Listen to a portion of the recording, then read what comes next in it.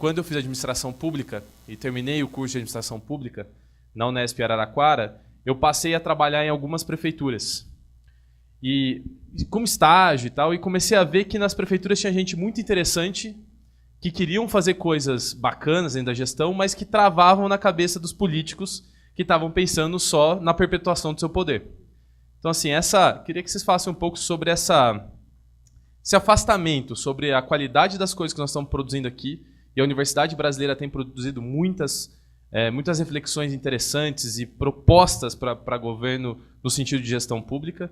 E esse afastamento do poder público, das pessoas que ocupam os cargos eletivos, em não absorverem essas coisas ou absorverem só seletivamente aquilo que vai se perpetuar no poder, vai ser instrumento para a perpetuação do poder, sabe? Isso é uma questão que eu queria trazer. Outra questão nós falamos aqui sobre várias questões de inovação, sobre políticas públicas e gestão pública, mas falamos eu queria explorar um pouco mais isso sobre a resistência da burocracia. Porque uma dos grandes entraves para se implementar uma política pública de gestão pública mais eficiente, e aí a gente pode pensar em automação, a gente pode pensar em melhor qualidade na busca de concursos públicos, é a própria burocracia.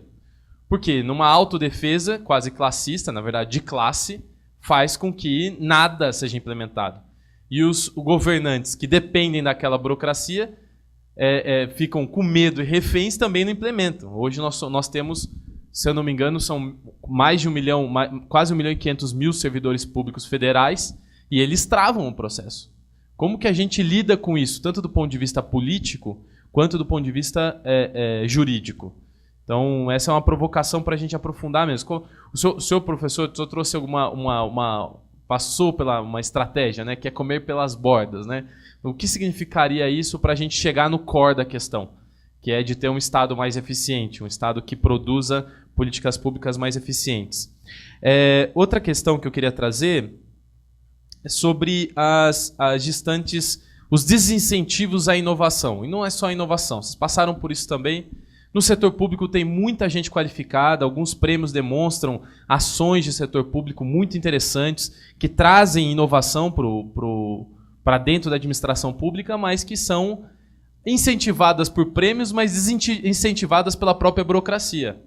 Né? Seja porque dá medo fazer algo errado e ser punido, seja porque o chefe de cima não quer que isso aconteça porque está legal do jeito que está. E sempre foi assim, vamos manter o sempre foi assim. Então, como que a gente cria também uma estratégia de facilitar, a partir de um entendimento de que a inovação no setor público é importante, como que seria uma política pública de incentivo a isso? Sabe? E, paralelo a isso, tem uma coisa que não é incomum ouvir de prefeitos, que é do medo de fazer coisas com medo do Ministério Público. Então, faz o que está fazendo, porque eu tenho medo do Ministério Público. E aí é uma crítica assim, os prefeitos eles às vezes deixam de captar recursos com ministérios com medo da prestação de contas, porque eles podem ficar inelegíveis. Se isso é uma exacerbação do trabalho do Ministério Público ou não, como que isso deveria ser tratado. Por fim, uma das questões que é bastante relevante para a rede, e desde a sua fundação, no programa de 2014, a gente trouxe isso muito, a Marina trouxe isso muito, a questão do federalismo, né? Nós passamos aí, as falas de vocês passaram por isso bastante, né? Em vários momentos. Nós temos hoje 5.570 municípios, 89% deles têm menos de 50 mil habitantes. Né? A capacidade de gestão muito baixa, com uma demanda muito grande de trabalho, né? Tem uma potencialização de trabalho e os gestores têm muito pouca qualidade. O Fernando falou um pouco sobre essa coisa de fazer um processo de formação maior com gestores públicos municipais. A ENAP tem um papel fundamental nesse processo. Enfim, além das questões de federalismo em si, das demandas e obrigações de cada município, o que poderíamos fazer para acolher melhor, ajudar nessa formação, nesse processo de lidar com os pequenos e médios municípios? Por fim, quero dizer que tem um elemento, um indicador interessante das pessoas percebendo a importância do Estado. Né? No Canadá, eu estudei um pouco sobre essa história do direito ao Estado. Né? As pessoas percebem que tem Estado quando o Estado influencia a vida delas ou deixa de influenciar. E a gente tem direito a um Estado eficiente na produção de políticas públicas. Quando eu formei em administração pública, quando eu entrei, mais de 70% das pessoas que prestavam administração pública prestavam porque não tinham passado em administração de empresas. Hoje, isso inverteu.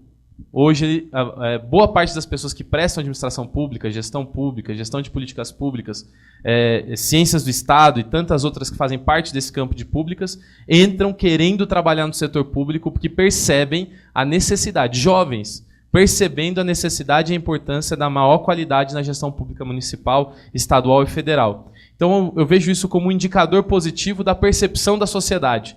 E esses jovens estão com uma dificuldade muito grande de serem absorvidos dentro do Estado, porque tem uma dificuldade, ou viram concurseiros, ou são cargos comissionados, mas estão acabando indo para empresas e para organizações não governamentais e pouco absorvidos nessa mão de obra.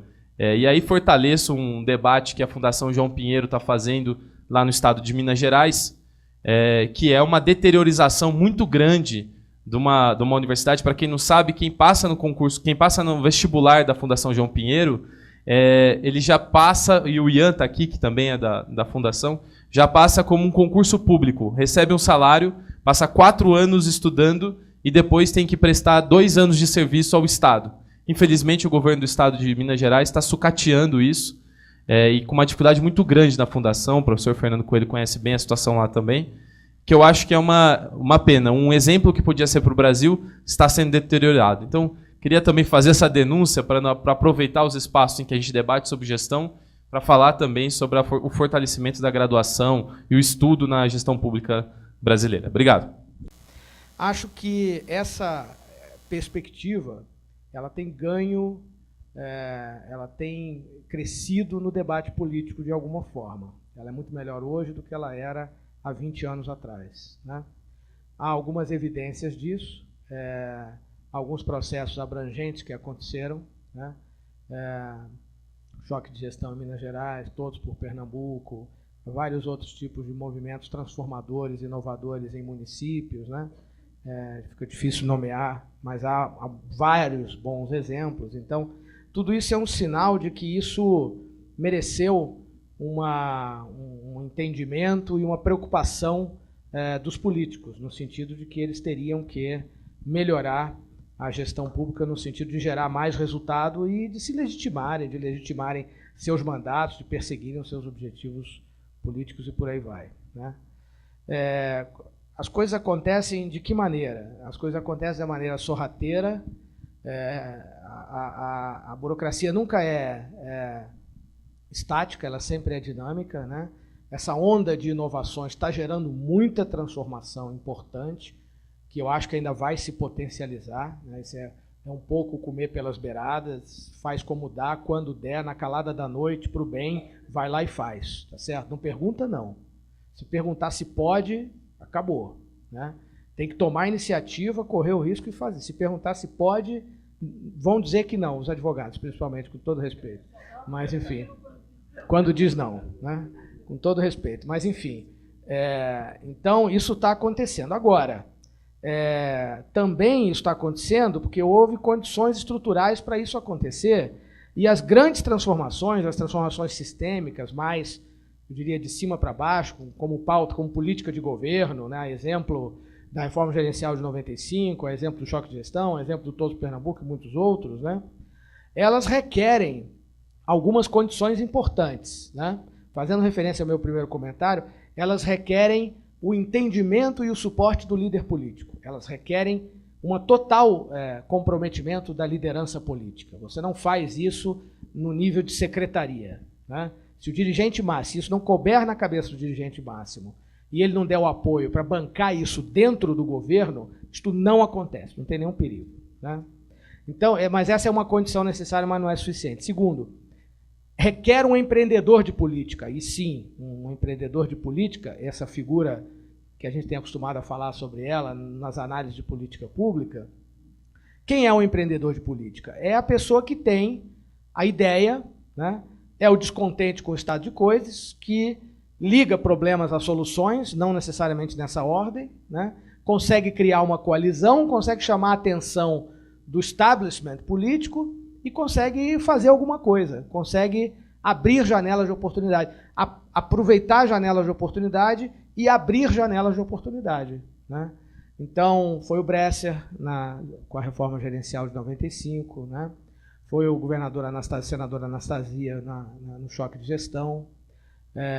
No caso de Todos Pernambuco, isso foi um pouco mais espalhado, né? Mas houve figuras de primeira linha que colaboraram ali perto do governador, a professora Tânia Bacelar, dentre outros, que ajudaram a modelar o projeto de transformação. Quanto mais você trouxer para si o objeto da decisão, mais você fica forte dentro da correlação de forças.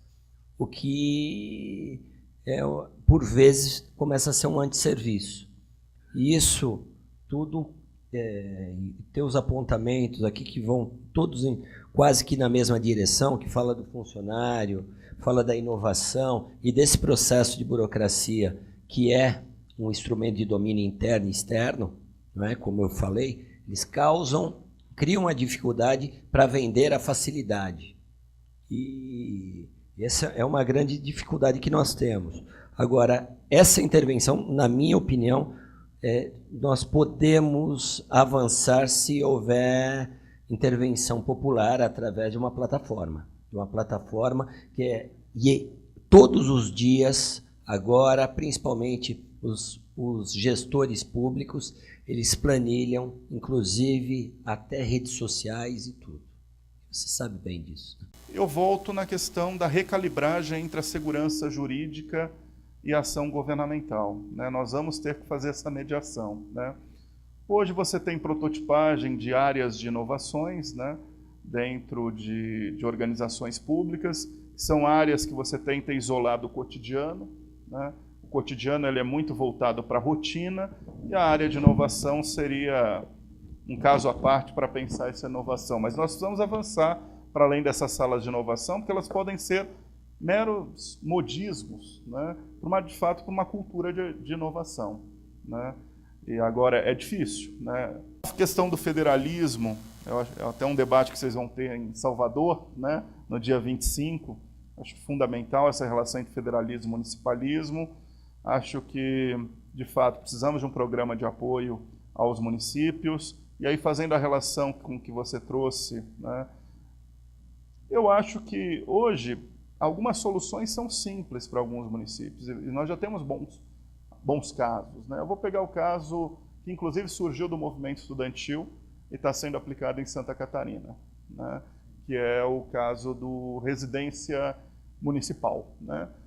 Se aproveitou da janela de oportunidade, né? Isso começou como um programa proposto pelo movimento estudantil no Dialoga Brasil, né, em 2014, salvo engano, chamava, na época, Programa Mais Gestores, né, em alusão ao Mais Médicos. Qual era a ideia? Era alocar estudantes recém-formados, né, que não precisavam ser só da área de gestão pública, podiam ser de outras áreas, para trabalhar nos municípios brasileiros, sobretudo nos pequenos municípios, fazendo um papel de um assessor técnico-político dos secretários municipais e do próprio prefeito, né? Ou seja, muitas vezes o prefeito hoje, ou um secretário, tem dificuldade de sentar para escrever um projeto para submeter para um edital do governo federal.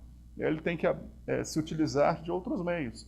A presença de um aluno ali fazendo esse papel, né, recém-formado, e é tudo que esse aluno quer, né?